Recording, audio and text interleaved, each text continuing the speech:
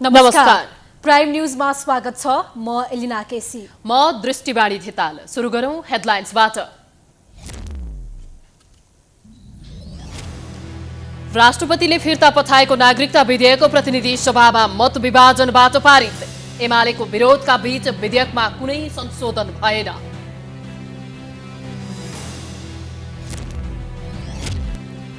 नेकपा माओवादी केन्द्रले भोलि पदाधिकारी चयन गर्ने अन्तिम रूप दिन प्रचण्ड गृह कार्यमा। महासचिवमा गुरुङको सम्भावना। 5 जनालाई उपाध्यक्ष बनाइने।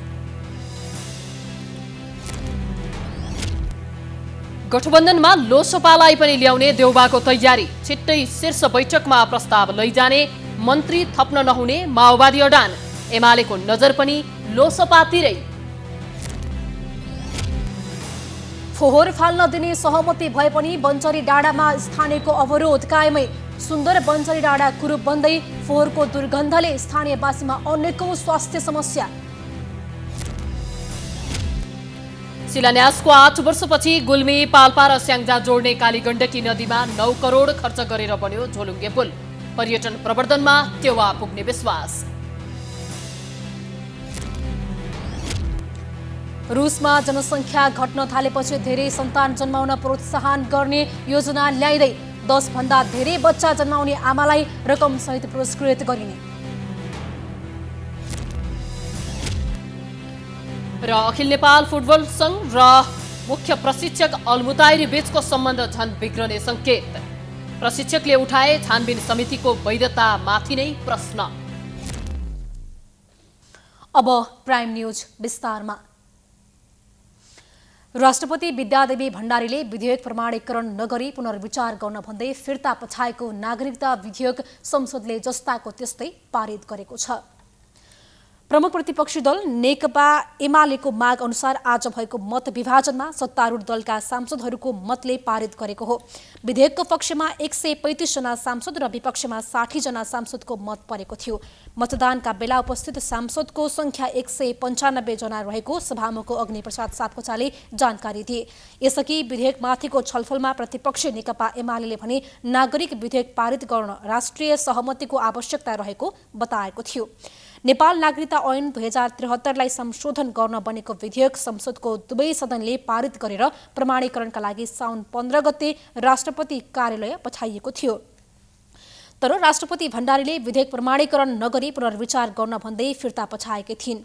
नेपाली केटाले विदेशी केटी विवाह गरेर ल्याएको अवस्थामा नवदुलहीलाई तत्काल नागरिकता दिने प्रावधानमा प्रमुख प्रतिपक्षी दल नेकपा एमाले विमति राख्दै आएको छ। एमाले नवदुलहीलाई नागरिकता दिनलाई विवाह भएको कम्तीमा 7 वर्ष अवधि हुनुपर्ने अडान राखेको थियो।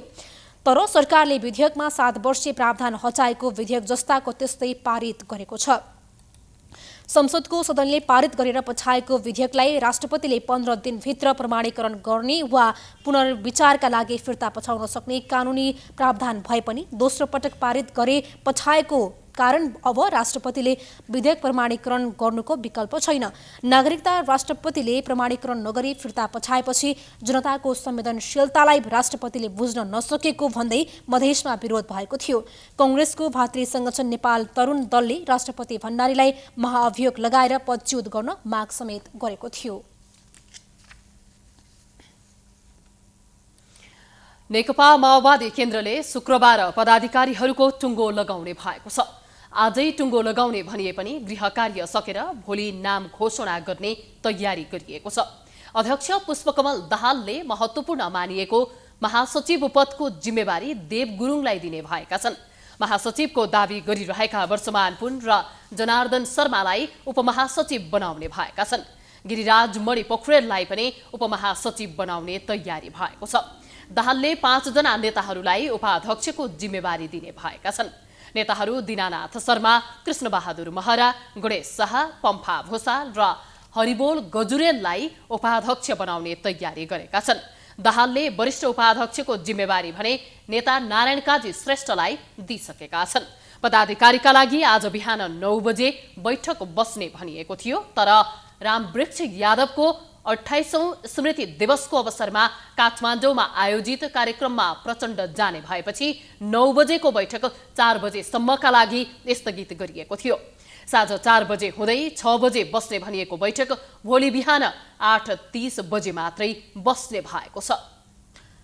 आगामी मङ्सिरमा संघीय एवं प्रदेशसभा निर्वाचनमा गठबन्धन गर्ने सैद्धान्तिक सहमति भए पनि सत्ताधारी दलबीच सिट बाँडफाँड पेचिलो बनेको छ। दलहरू आफ्नै हठमा रहेका कारण पनि तत्काल सहज सहमतिको सम्भावना क्षीण देखिन्छ। एक रिपोर्ट। सरकारले मङ्सिर 4 गते संसदीय निर्वाचनको घोषणा गरेपछि प्रतिनिधि सभाका 165 र प्रदेश सभाका 330 वटै क्षेत्रमा तालमेल गर्ने टुङ्गोमा गठबन्धनका दल पुगे पनि सिट बाँडफाँडमा किचलो कायमै छ। सिट बाँडफाँडको मोडालिटी र निर्वाचनको रणनीति बनाउन गठबन्धनद्वारा गठित 11 सदस्यीय कार्यदलमा सहमतिका लागि पटक पटक छलफल भए पनि निष्कर्ष निस्कन सकेको छैन।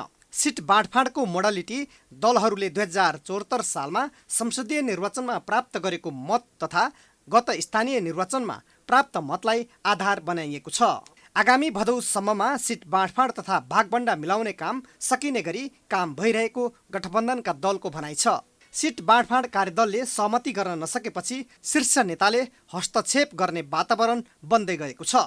गठबन्धनका दलबीच प्रतिस्पर्धात्मक रूपमा बढी सिट दाबी गर्ने प्रवृत्तिले गर्दा सिट बाँडफाँडमा समस्या भइरहेको छ। सत्ताको नेतृत्व गरेको काङ्ग्रेसले प्रतिनिधि सभाको 165 मध्ये 100 सिटको दाबी यथावत राखेको छ। स्थानीय तहको निर्वाचन 2079, आम निर्वाचन 2074 र त्यो बीचमा प्राप्त भएका अन्य राजनीतिक परिस्थितिहरूको मूल्याङ्कन गरेर सिट निर्धारण हुने भएको हुनाले काङ्ग्रेसको 100 सिट भयो भने भइसकेको छैन, भयो भने बाँकी 65 रहन्छ। 65 मा त्यही अनुसारको आफ्नो हैसियत अनुसारको पजनी हुन्छ, त्यसलाई नै हामीले मान्नुपर्ने हुन्छ। यसमा 1-2 सिट तलमाथि हुनका लागि सबै दल लचिलो हुनुपर्छ। सत्ता गठबन्धन दलको कार्यदलमा 2074 सालको संसदीय निर्वाचनमा जुन पार्टीले जितेको छ उसैको आधारमा उम्मेदवार खडा गरिनुपर्ने पनि आवाज उठेको छ। 2074 मा काङ्ग्रेसले प्रत्यक्षतर्फ 23 र तत्कालीन नेकपा र हालको माओवादी केन्द्रले 36 सिट जित निकालेको थियो। यसकै आधारमा अगाडि बढ्नुपर्ने पनि माओवादीको प्रस्ताव छ। यसो गर्दा शक्ति सन्तुलन नहुने भन्दै काङ्ग्रेसले स्थानीय निर्वाचनको मतलाई प्रमुख आधार बनाइनुपर्ने बताएको छ। गठबन्धनमा सहभागी नेकपा एकीकृत, जसपा, राष्ट्रिय जनमोर्चाले शक्ति सन्तुलनका आधारमा सम्मानजनक रूपमा आफूले सिट पाउनुपर्ने माग गरिरहेका छन्। सत्ताको दोस्रो घटक नेकपा माओवादी केन्द्रले प्रत्यक्षतर्फ 55 देखि 60 सिट आफ्नो भागमा पाउनुपर्ने बताएको छ। कार्यदलमा छलफल भएर सहमति भएको छैन। सहमतिको नजिक पुगेको छ भन्ने छ, तर सहमति भएको छैन। 55 देखि 60 को बिचमा भने हो हैन। अब त्यो दाबी त आफ्नो अब काङ्ग्रेसले 90-100 भन्छ हैन, अरू दलले दाबी त भइहाल्यो मुख्य कुरो, तर त्यस्तो फेरि धेरै छैन। त्यस्तो नमैले नै त्यसलाई चाहिँ देखिँदैन। प्रतिनिधि सभामा प्रत्यक्ष निर्वाचिततर्फ 165 सिट छन्।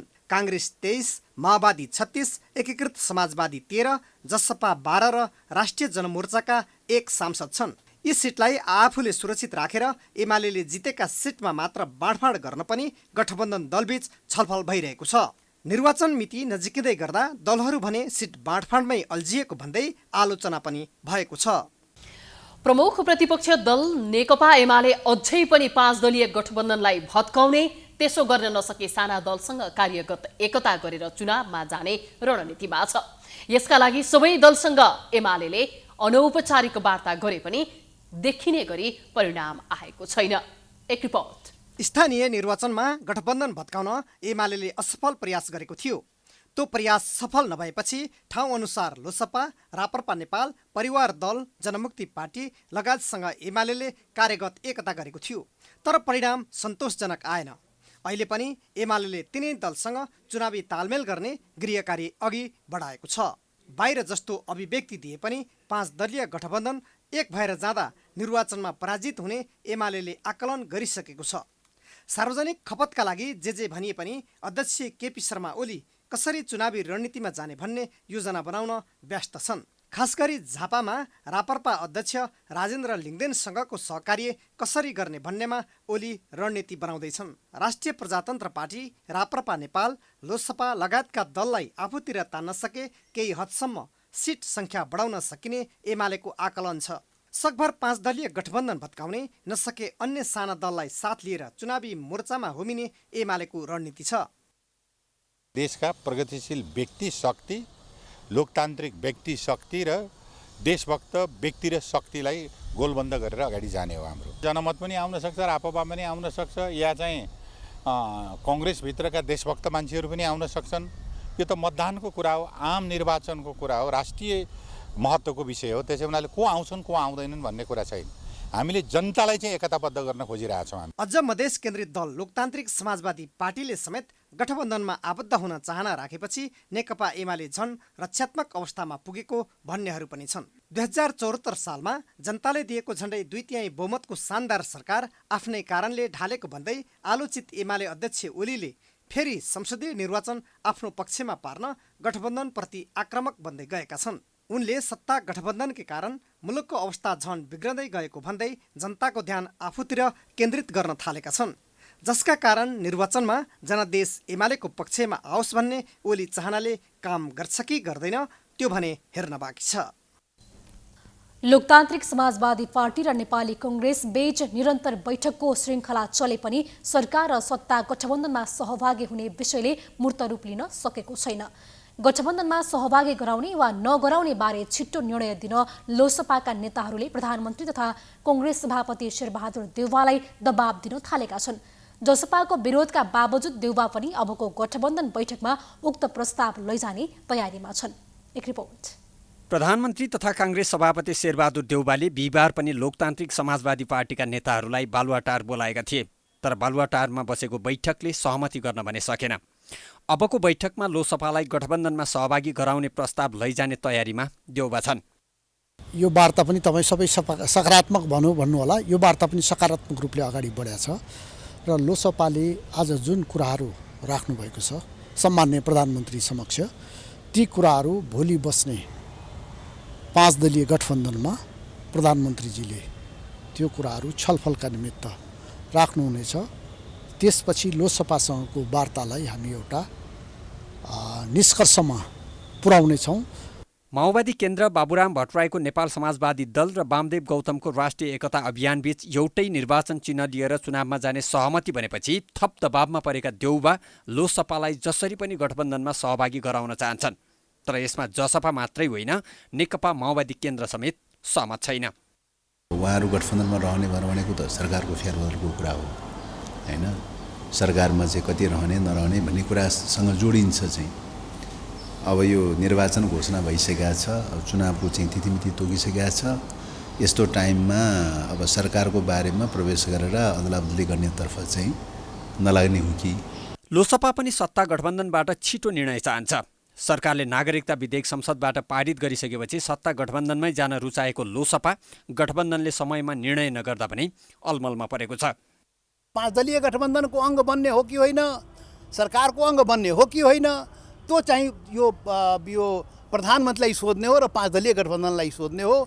लोकसभाको बारेमा अरू केही निर्णय अहिलेसम्म आएको छैन। त्यो निर्णय आयो भने त्यति बेला लोकसभाले विचार गर्छ गर्ने के। जसपाको विरोधका कारण लोकसभालाई सत्ता गठबन्धनमा सहभागी हुन त्यति सजिलो छैन, तर लोकसभा भने पहिले सत्ता घटकसँगै रहने र भएन भने एमालेसँग चुनावी तालमेल गर्ने तयारीमा छ। गठबन्धन बिना चुनाव लड्न सजिलो नभएको निष्कर्षमा पुगेको लोकसभा सत्ता गठबन्धनले सरकार र गठबन्धनबारे स्पष्ट पारेपछि मात्र एमालेसँग कुरा गर्ने सोचमा छ। निर्णयका लागि लोकसभालाई कुराएको सत्ता गठबन्धन सिट बाँडफाँडको मोडालिटी तयार गर्न नसक्दा आफै अलमलमा छ। नेकपा एमालेका अध्यक्ष केपी शर्मा ओलीले मङ्सिर 4 को चुनावका लागि सत्तारूढ दलहरूले गठबन्धनको नाममा अपवित्र साँठगाँठ गर्न खोजिरहेको आरोप लगाएका छन्। झापाको कचनकवल गाउँपालिका स्थित बनियानीमा आयोजित पार्टी प्रवेश कार्यक्रममा अध्यक्ष ओलीले एमालेसँग एक्लै चुनाव लड्ने हिम्मत नभएका कारण दलहरू अपवित्र साँठगाँठतर्फ लागेको आरोप लगाए। अध्यक्ष ओलीले जस्तोसुकै साँठगाँठ र गठबन्धन गरे पनि एमाले एक्लैले बहुमत ल्याउने दावी गरे। स्वयं र समर्थनको आधारमा नेकपा एमालेले बहुमतको सरकार बनाउँछ र यी तमाम समस्याहरूको नेकपा एमाले समाधान गर्नेछ। अध्यक्ष ओलीले मङ्सिर 4 को चुनावमा एमाले बहुमत ल्याउने गरी कार्यकर्तालाई परिचालन हुन निर्देशन समेत दिए। ओलीले संविधानले व्यवस्था गरे अनुरूप सबैलाई नागरिकता दिइने बताए। अध्यक्ष ओलीले नेपाली नागरिकता प्राप्त गर्नुपर्ने संविधानले अधिकार दिएका सबै नेपालीले नेपालको नागरिकता प्राप्त गर्ने बताए।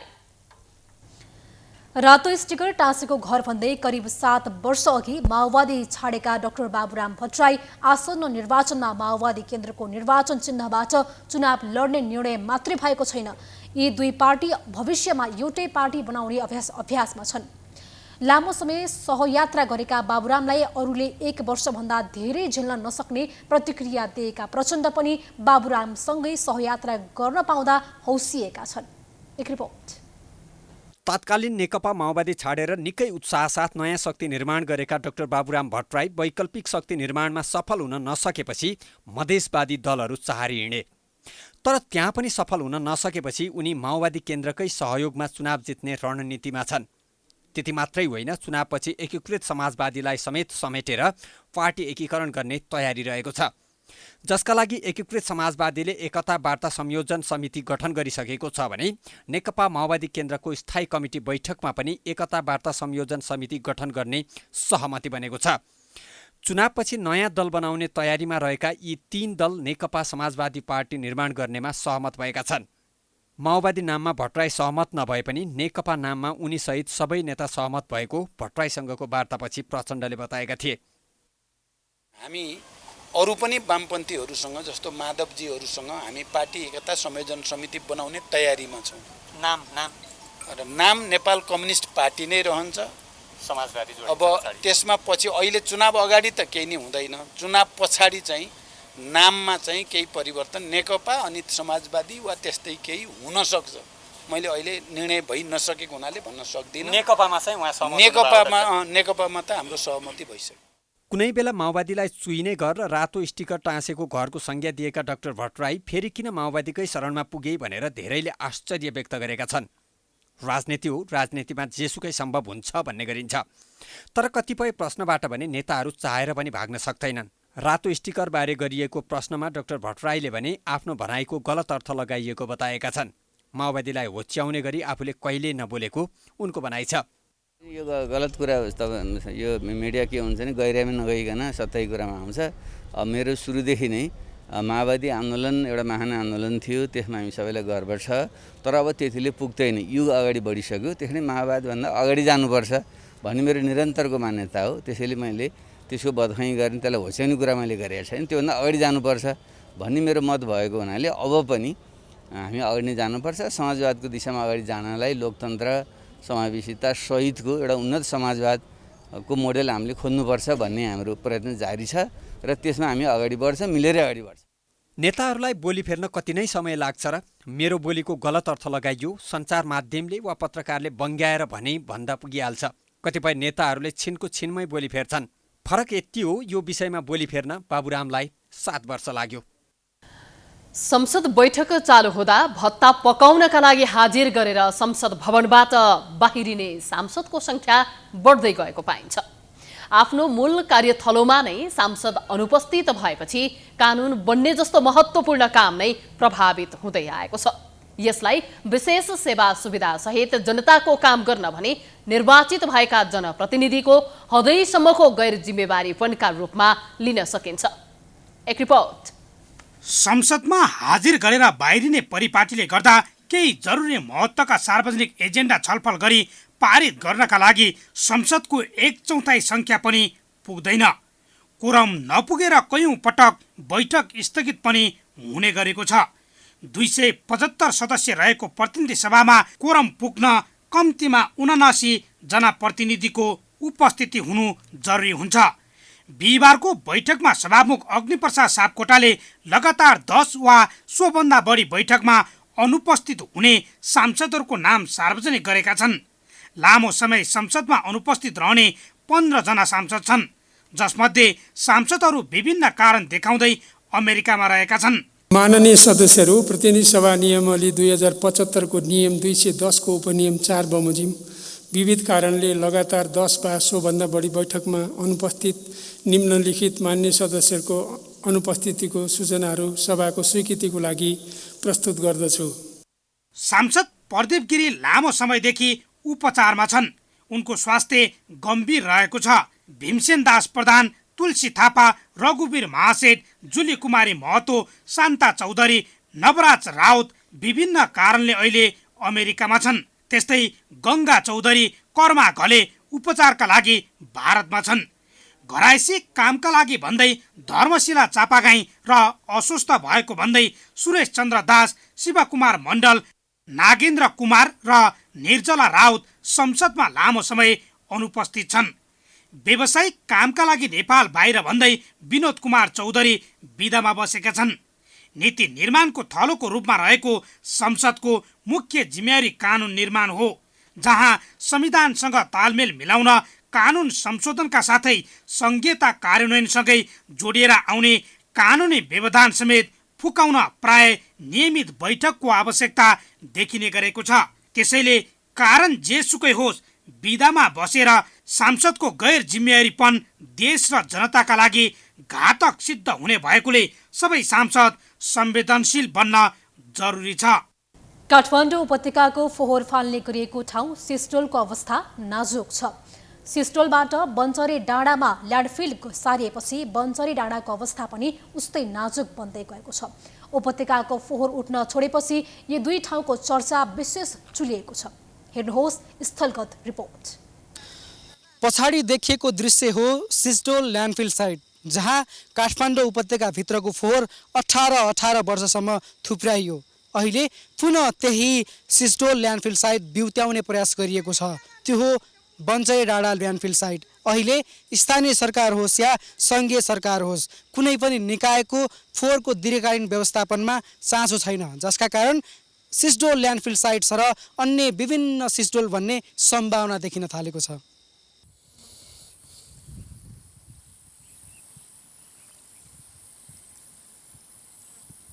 सिस्डोल नजिकै रहेको डाँडा हो यो। सुन्दर हरियाली मनमोहक दृश्य लाग्छ। हो, यस्तै दृश्य थियो 18 वर्ष अघि फोहोर थुपारिएको डाँडा पनि। काठमाडौँ महानगरपालिकाले सिस्डोल क्षेत्रमा फोहोर थुपारिदिएपछि सुन्दर डाँडा यसरी फोहोरको थुप्रोमा परिणत भएको छ।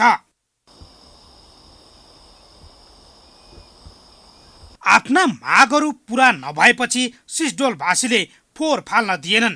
तर पनि 18 वर्षसम्म फालिएको फोहोरका कारण सिस्डोलवासी अहिले पनि पीडित नै छन्।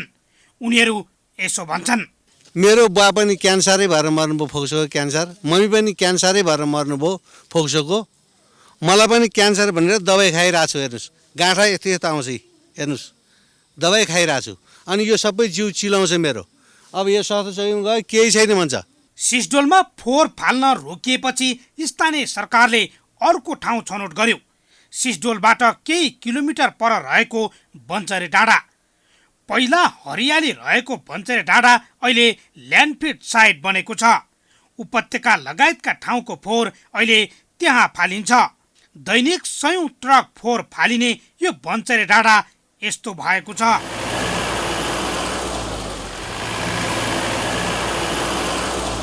फोहोर थुप्र्याउँदा बन्चरे डाँडाको प्राकृतिक सुन्दरता मात्र खस्किएको छैन, त्यहाँका स्थानीय पनि दिन प्रतिदिन अस्वस्थ र फोहोरका कारण प्रभावित बनिरहेका छन्।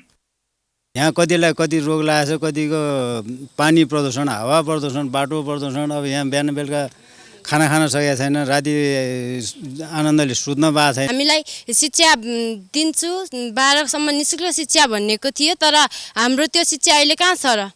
कुनै यहाँ यस ठाउँमा कुनै ठाउँमा विद्यालय भन्ने ठाउँ छैन। यहाँ हामी विद्यालय जानलाई 1 घन्टा 1.5 घन्टा हिँडेर जानुपर्छ। फोहोर लागि त यो फोहोर पाउनुले धेरै समस्या छ। न घरको बाल पाउनु, न जग्गा मजा पाउनु। हाम्रो घरहरू बनायो, घरमा कति गन्ध आइरहेछ, झिँगाले बस्नु छ। औषधि माग्न गयो भने औषधि दिँदैन।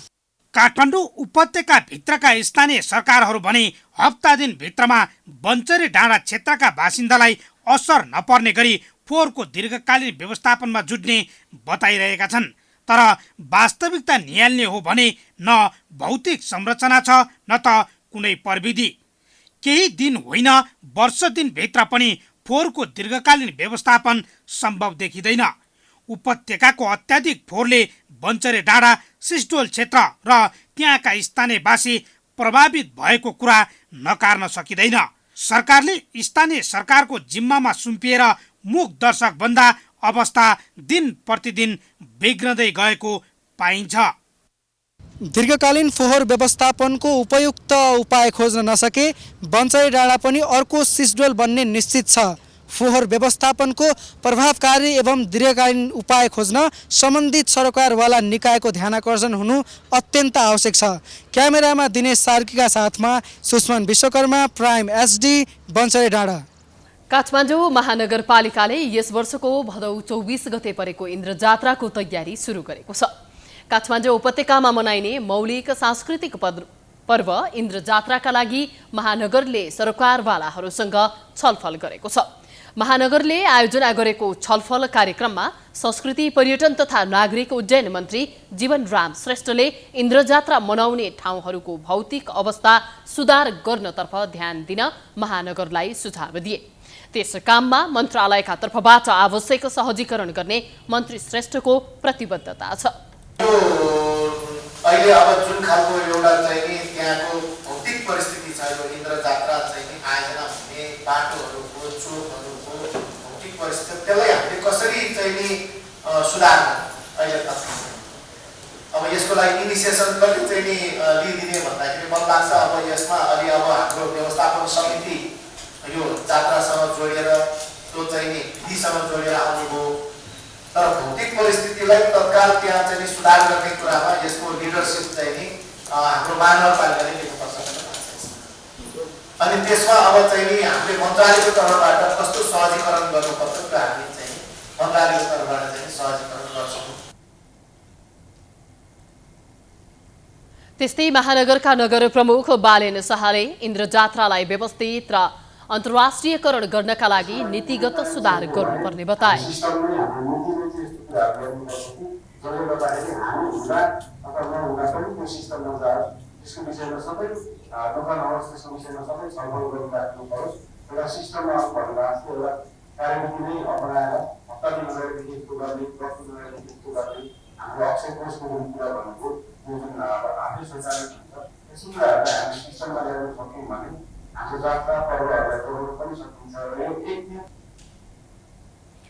महानगरकी उपप्रमुख सुनिता डङ्गोलले इन्द्र जात्रा सबैको पहुँचमा कसरी पुर्याउने भन्ने विषयमा ध्यान दिनुपर्ने बताए।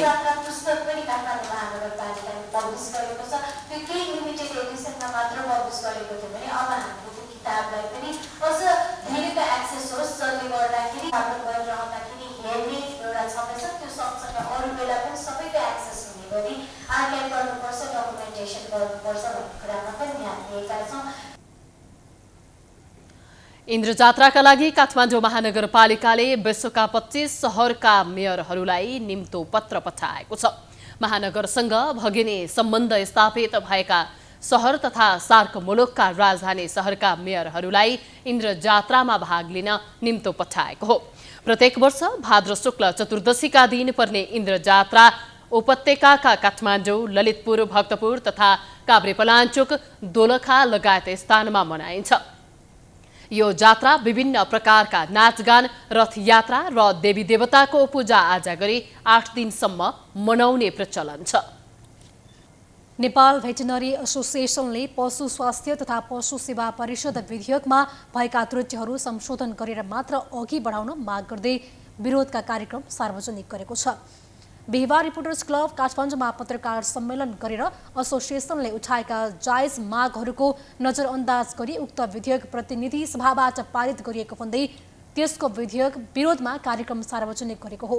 एसोसिएसनले कृषि तथा पशुपक्षी विकास मन्त्री मृगेन्द्र कुमार सिंह यादवले आफूहरूले उठाएका मागहरूको नजरअन्दाज गरी संसदमा उक्त विधेयक पेश गरेको आरोप लगाएको छ। त्यसको विरोधमा आगामी भदौ 1 गतेदेखि 5 गतेसम्म कार्यक्रमहरू सार्वजनिक गर्दै सम्पूर्ण सदस्यहरूलाई कार्यक्रममा सहभागिता जनाउन एसोसिएसनले आग्रह पनि गरेको छ। पत्रकार सम्मेलनमा नेपाल भेटनरी एसोसिएसनका कार्यवाहक अध्यक्ष प्रोफेसर डाक्टर कृष्ण काफ्लेले आफूहरूले उठाएका मागहरूको नजरअन्दाज गरी पेलेर संसदमा उक्त विधेयक पेश गरेर पारित गरेको भन्दै आपत्ति जनाए। मुख्य मुख्य सरकारवालाहरूलाई पन्छाएर चाहिँ यसरी अर्ध उपयोगी कार्यहरू गरिदिँदाखेरि चाहिँ कसैको हित हुने छैन। त्यसले गर्दा हामी हाम्रो क्रमबद्ध रूपमा हाम्रा श्रृङ्खलाबद्ध कार्यक्रमहरू चाहिँ पूर्व घोषित तरिकाबाट जाने नै छ, अगाडि बढ्ने नै छ।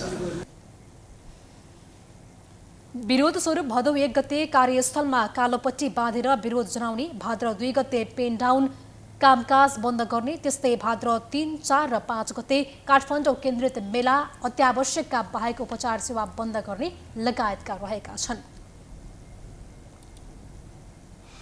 गुल्मी, पाल्पा र स्याङ्जालाई जोड्ने गरी कालीगण्डकी नदीमा झोलुङ्गे पुल निर्माणको काम सम्पन्न भएको छ।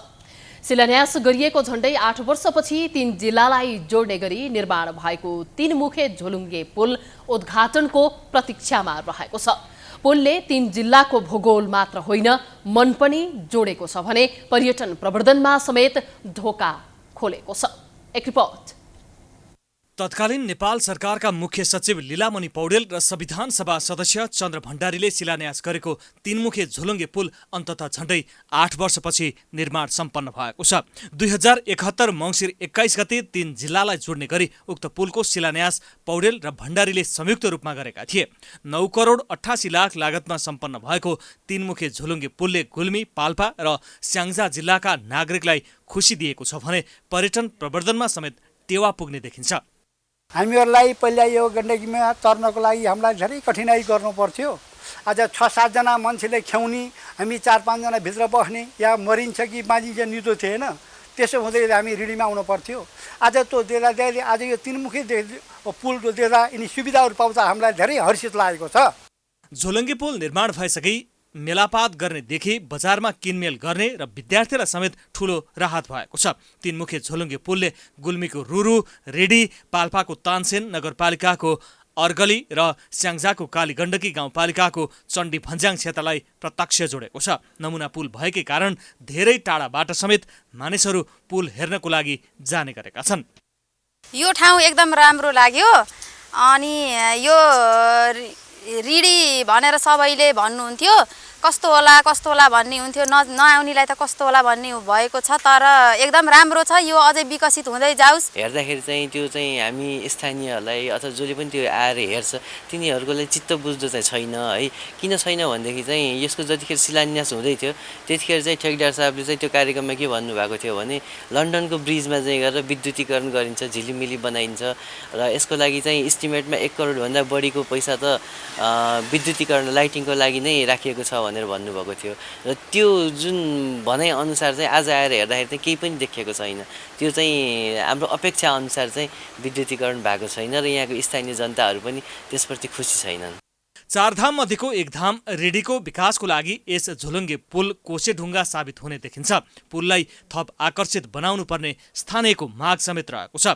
तिनै जिल्लाका तिनैवटै स्थानीय तहसँगको समन्वयमा पुलको उद्घाटन गरिने र केन्द्र सरकारलाई पुलको स्वामित्व हस्तान्तरण गरे पुल क्षेत्रमा समेत व्यापार व्यवसाय बढ्न सक्ने स्थानीयको भनाइ छ।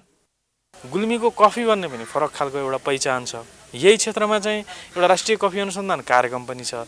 कफीको चाहिँ अरू एउटा कार्यक्रम पनि छ। आपचौरमा चाहिँ हाम्रो कफीको चाहिँ एउटा कार्यक्रम पनि छ। त्यसकारणले गर्दाखेरि चाहिँ कम्तीमा पनि हामीले कफी सप चलाउने गरिकन तपाईँहरूले चाहिँ हाम्रो पालिकालाई अथवा जिल्लालाई चाहिँ त्यसरी तपाईँहरूले पालिकालाई नै हामीलाई चाहिँ ह्यान्डओभर त्यो गर्नुभयो भने त्यसलाई चाहिँ हामीले अगाडि लैजाने कुरामा चाहिँ हामीले पहल गर्छौँ र पालिकाको तर्फबाट पनि हामीले त्यसलाई चाहिँ अगाडि लैजान्छौँ। एसियाकै नमुना भनिएको यस पुलको बनावट पनि निकै चाखलाग्दो रहेको छ। कालीगण्डकी नदीको बीचमा 9 मिटर रनिङ गोलाइ भएको स्तम्भ निर्माण गरिएको छ। पुलमा 25 मिटर उचाइको भ्यू टावर, बीचमा निर्माण भएको स्तम्भबाट 3 जिल्लासम्म पुग्न तिनैतर्फ 177 मिटर लामो झोलुङ्गे पुलको निर्माण गरिएको छ।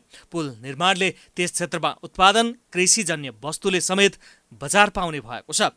प्राइम एचडीका लागि गुल्मीबाट डीबी खड्काको रिपोर्ट। प्राइम न्यूज अझै जारी छ, हामी ब्रेकपछि आउँछौँ।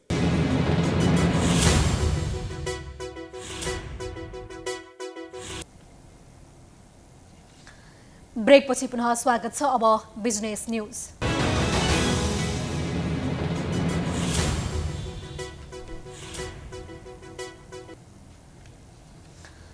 नेपाल आयल निगमले इन्धनको मूल्य तय गर्दा भारतबाट आउने मूल्य अनुसार स्वचालित मूल्य प्रणाली अपनाउने नीति लिएको छ। पटक पटक गरी 3 पटकसम्म भारतबाट आएको इन्धनको मूल्य घटिरहेको छ, तर त्यो अनुरूप निगमको मूल्य समायोजन गरेको छैन। यसबाट सर्वसाधारण निराश बन्न पुगेका छन्। एक रिपोर्ट। सबैजसो इन्धन नेपालमा भारतबाट नै आउने गर्दछ। भारतबाट आउने इन्धनको मूल्य भारतले 3 पटकसम्म घटाएको छ, तर मूल्य समायोजन भने हुन सकेको छैन।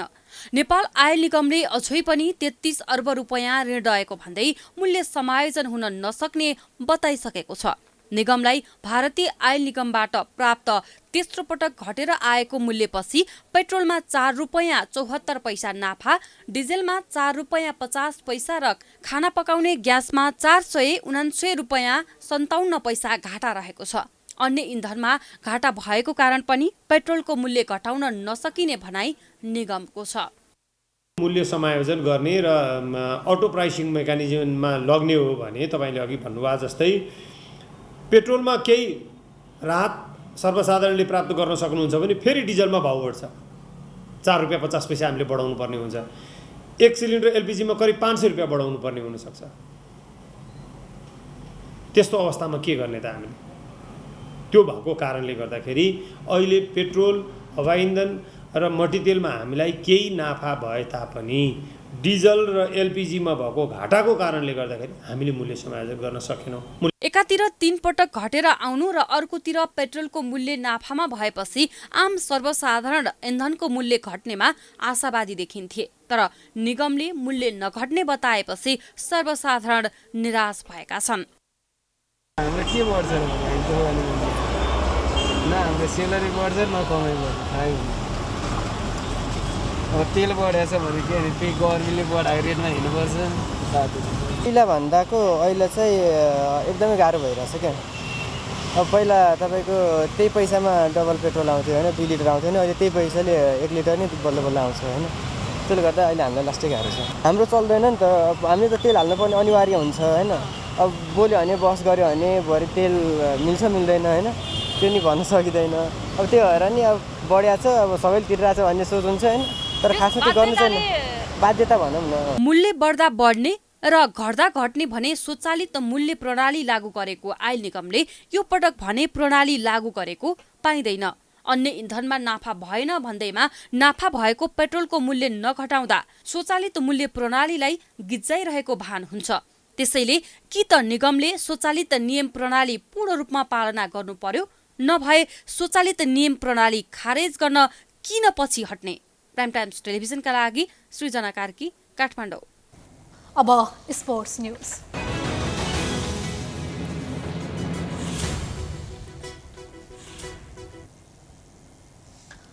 नेपाली राष्ट्रिय फुटबल टिमका मुख्य प्रशिक्षक अब्दुल्लाह अल्मुतारीले अखिल नेपाल फुटबल सङ्घ एन्फालाई जवाफी पत्र पठाएका छन्। मुख्य प्रशिक्षक अल्मुतारीले बिहिबार इन्फालाई इमेल मार्फत जवाफी पत्र पठाएका हुन्। अल्मुतारी र राष्ट्रिय टोलीका 10 खेलाडी बीच विवाद भएपछि एन्फाले सेनाका पूर्व उपरथी समेत रहेका पूर्व राष्ट्रिय खेलाडी भिक्टर राणाको संयोजकत्वमा छानबिन समिति गठन गरेको थियो। सोही छानबिन समितिले दिएको प्रतिवेदनका आधारमा पत्र पठाउँदै एन्फाले अल्मुतारीसँग जवाफ मागेको थियो। जवाफी पत्रमा अल्मुतारीले छानबिन समितिको वैधतामाथि नै प्रश्न उठाएका छन्। समिति कानुन सम्मत नभएको अल्मुतारीको जिकिर छ। नेपाली राष्ट्रिय फुटबल टिमका कार्यवाहक मुख्य प्रशिक्षक प्रदीप हुमागाईले आफूले पाएको अवसरलाई राम्रो नतिजाका साथ पूरा गर्ने बताएका छन्। बिहिबार एन्फा कम्प्लेक्स 7 दुबाटोमा आयोजित पत्रकार सम्मेलनमा हुमागाईले आफूलाई क्षमता देखेर नै जिम्मेवारी दिएको कारण आफूले त्यसलाई सदुपयोग गर्ने बताएका हुन्। हुमागाईले आफ्नो पहिलो प्राथमिकता नेपाली फुटबल नै भएको बताए। 10 वर्षदेखि अमेरिकामै प्रशिक्षण दिँदै आएको जानकारी दिँदै जन्मभूमिको सेवाका लागि फर्किएको उनको भनाइ छ। त्यस्तै उनले आफू नेपाली फुटबलको अहिलेको समस्याको बारेमा बोल्न नचाहेको तर जानकारी पर्याप्त रूपमा राखेको जिकिर गरे।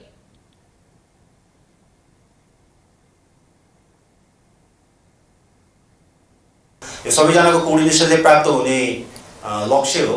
यस्तो म उताको कुरा चाहिँ म किशोर एथलेटिक भन्नेमा कोच गरिरहेको हो होइन। अनि मेरो 9 इयर्स अलमोस्ट 10 इयर्स भइसक्यो त्यहाँ कोच गरेको। अनि त्यो क्लबले चाहिँ जहिले पनि म प्रायः एभ्री इयर आइरहेको हुन्छ। फुटबलको कुनै अपर्च्युनिटी पाउने बित्तिकै नेपालको टिम मेरो फर्स्ट प्रायोरिटी नै हुन्छ।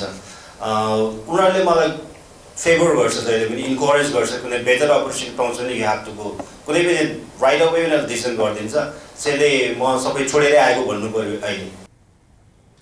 मुख्य प्रशिक्षक अब्दुल्लाह अल मुताइरीको अनुपस्थितिमा एन्फाले हुमागाईलाई कार्यवाहक मुख्य प्रशिक्षक नियुक्त गरेको थियो। नेपाली टोलीले आगामी असोजमा बङ्गलादेश विरुद्ध एक मैत्रीपूर्ण खेल खेल्दैछ। मैत्रीपूर्ण खेल असोज 11 गते दशरथ रङ्गशालामा हुनेछ। हामी प्राइम न्यूजको अन्त्यमा आइपुगेका छौं। जाँदा जाँदै हेडलाइन्स पुनः एकपटक। राष्ट्रपतिले फिर्ता पठाएको नागरिकता विधेयक प्रतिनिधि सभामा मत विभाजनबाट पारित। एमालेको विरोधका बीच विधेयकमा कुनै संशोधन भएन।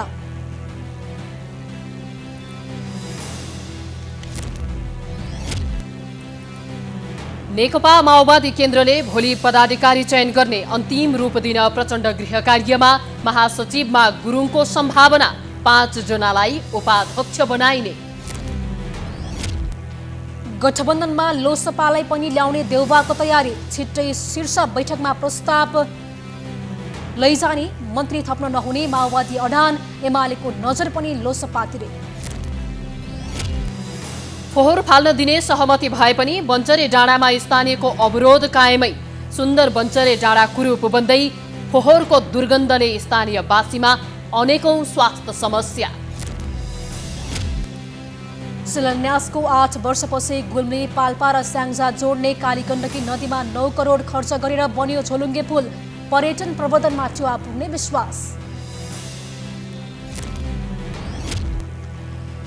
रुसमा जनसङ्ख्या घट्न थालेपछि धेरै सन्तान जन्माउन प्रोत्साहन गर्ने योजना ल्याइँदै 10 भन्दा धेरै सन्तान जन्माउने आमालाई रकमसहित पुरस्कृत गरिने। र अखिल नेपाल फुटबल संघ र मुख्य प्रशिक्षक अलमुताइरी बीचको सम्बन्ध झन बिग्रने संकेत। प्रशिक्षकले उठाए छानबिन समितिको वैधतामाथि नै प्रश्न।